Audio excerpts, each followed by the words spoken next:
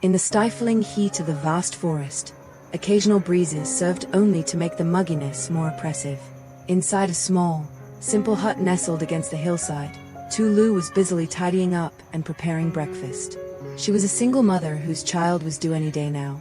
Though her body grew heavier by the day and her steps had noticeably slowed down, a remarkably resilient spirit still shone on her delicate face.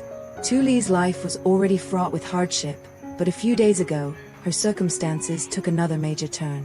While out together, she and Phuc unexpectedly discovered an elderly woman collapsed by the roadside from exhaustion. Without a moment and Opo's hesitation, they helped her up and brought her back to care for her. Advanced in years, the old woman was extremely frail and suffered from memory loss, often forgetting things. Tulu had no idea where her family was or why she was wandering in such a desolate, treacherous forest. Despite being in dire straits herself, Tulu opened her heart to take the old woman in. Every morning, Tulu woke up early to boil a kettle of warm water to make porridge for the old woman. She tenderly fed her spoon by spoon, helped her sit up, and cared for her as if she were her own family member. Once the old woman had eaten, Tulu would gently remind her to rest at home and avoid wandering off into danger before she could comfortably prepare for her own work. Tulu's warmth and kindness served as an emotional sanctuary that helped the old woman gradually regain her strength inside the small hut. However, harsh reality gave Tulu no respite. Her delivery date was drawing dangerously near, and the expenses for her child and Opo's upcoming birth, combined with the daily living costs for 2 mouths to feed, posed an overwhelming burden. Refusing to succumb to her circumstances, Tulu decided to venture into the forest to gather wild garcinia fruits to sell at the market. These wild fruits have a sweet and sour flavor, perfect for braising fish or cooking sour soup, but harvesting them was no easy task. With a basket strapped to her back and heavily pregnant, Tulu still waded through streams and climbed high forest canopies in search of fruit-laden garcinia trees. Climbing to pick fruit was extremely perilous for a pregnant woman. She had to use long poles to carefully dislodge each cluster of fruit and gather them. Sweat poured down her cheeks, and her shirt was soaked through. Yet every time she saw her basket filled to the brim, a smile would wipe away all her exhaustion. Having gathered the fruit, Tulu hurried to the market to sell them. Though she sold them at a very cheap price, her honesty and cheerful nature earned her enthusiastic support from the locals. In a short while, her entire basket of fruits was sold out. Holding the small change earned through her honest labor, Tulu felt a slight weight lifted off her heart. She told herself to keep saving bit by bit to cover the costs for her newborn child. Tulu's resilience was made possible with the silent support and companionship of Phuc. He was a kind-hearted young man who always cared for and helped her through her darkest times. Remembering the kindness of Phuc and his family, Tulu saved a portion of the freshest, finest fruits to bring over to his family and Opo's home as a sincere gesture of thanks. However, when Tulu brought the gift over, Phuc was not at home. Only his mother was there. Seeing Tulu arrive, Phuc's mother accepted the gift, but her face grew deeply solemn and troubled. Taking advantage of her son and Opo's absence, she spoke directly with Tulu. In the stern tone of a mother deeply concerned for her son's future, she expressed her displeasure at seeing Phuc become overly involved in Tulu's life. Phuc's mother explained that while their family had always been willing to help those in need, there had to be boundaries.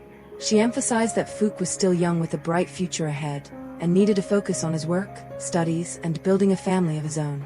Phuc was neither responsible for nor capable of shouldering the life of a pregnant woman like Tulu. This excessive help would not only spark gossip and scrutiny from neighbors, but also directly damage Phuc's future and romantic prospects. Facing the blunt yet realistic words of Phuc's mother, Tulu felt her heart clench. She completely understood the mother and Opo's valid worries for her son.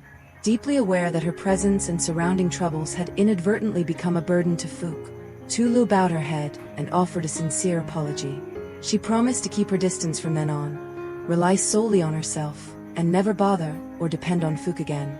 As Tulu left with a heavy heart, Phuc returned home. Seeing his mother sitting in deep thought, Phuc asked how she was and mentioned he planned to head out to visit Tulu's hut. Immediately, his mother called him back to lecture him. She recounted Tulu's visit to bring the gift and sternly demanded that her son stop his overbearing care for her immediately. Phuc's mother explained that renting a new hut for Tulu and the old woman on his own initiative went far beyond normal acts of kindness. She stressed that an unmarried young man providing shelter and taking care of a pregnant woman would stir up unnecessary rumors and scandal for the whole family. She demanded that Phuc think of himself and his own future, and strictly refrain from seeing or involving himself in Tulu's life any further. Phuc listened to his mother's stern words in heavy silence. He knew she was not wrong from a logical standpoint and in the eyes of societal prejudice, but deep inside, his feelings for Tulu could not be extinguished so easily. Despite his mother's harsh warning, the feelings budding in Phuc's heart for Tulu grew even deeper. He not only pitied her tragic fate, but also genuinely admired her extraordinary resilience and immense kindness. After the talk with his mother, Phuc decided to visit the new hut he had rented for Tulu. Upon arrival, he found her meticulously building a simple bamboo water channel with her own hands for daily use. Seeing Phuc, Tulu appeared quite awkward and reserved. Mindful of her promise to his mother, Tulu took the initiative to speak to him with a completely changed demeanor. She expressed her desire to repay the hut and Oppo's rent to Phuc as soon as she earned enough money. At the same time, she gently advised him to stop helping her so he could focus on his own work and future. Observing the hesitation and confusion in Tulu's eyes, Phuc instantly realized that his mother had met her and said hurtful things. Heartbroken to see the frail woman trying to put on a brave face, Phuc smiled warmly and gently reassured Tulu that she had no need to worry or feel indebted to him. He explained that if she ever moved out, he could still use the land and hut for farming and livestock, so it was by no means a waste. Phuc urged Tulu to set aside all worries about money or public gossip. The most important thing right now is for her to take good care of her health to prepare for the fast-approaching birth. Phuc's genuine care felt like a warm breeze dispelling the chill in Tulu's heart. Yet that very affection plagued Phuc night and day.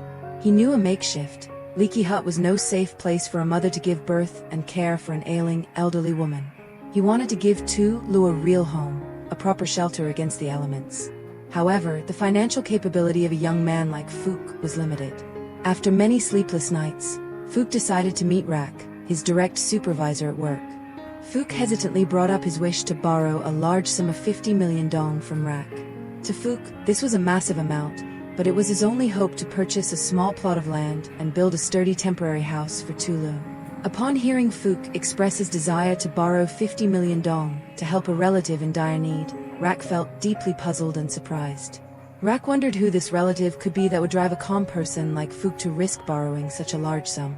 After much detailed questioning, Phuc bashfully confessed that the person he wanted to help was a young woman named Lu. At the mention of the name Lu, Rac paused in his tracks. The name sounded remarkably familiar. As Phuc described the girl's circumstances and features, Rac realized it was Tulu, someone he himself had met and helped in the past. Surprised by this extraordinary twist of fate linking Tulu and Phuc, Rac offered to go with Phuc to see Tulu in person, both to visit her and to help survey a suitable plot of land. Witnessing Tulu heavily pregnant yet painstakingly caring for an abandoned old woman inside a dilapidated hut, Rac was deeply moved. Tulu's resilience and benevolence, alongside Phuc's selfless, genuine affection, truly touched his heart. Upon returning home, Rac recounted the whole story to his wife, Tien. Listening to her husband describe Tulu's desperate situation and Phuc's devotion to her, Tien could not hold back her tears. Both Rac and Tien felt deeply for the young woman and Oppo's turbulent fate and held immense admiration for her noble heart in sheltering a complete stranger. After careful discussion, Rac and Tien reached a surprising decision. On top of agreeing to lend Phuc the 50 million dong as promised, they decided to provide Tulu with an additional 20 million dong. To ensure Tulu would not feel embarrassed or feel like she was receiving charity, Rac and Tien agreed to pretend that this extra money was an interest-free loan. Framing it as a loan would preserve Tulu's self-respect while giving her the motivation to keep striving forward in life.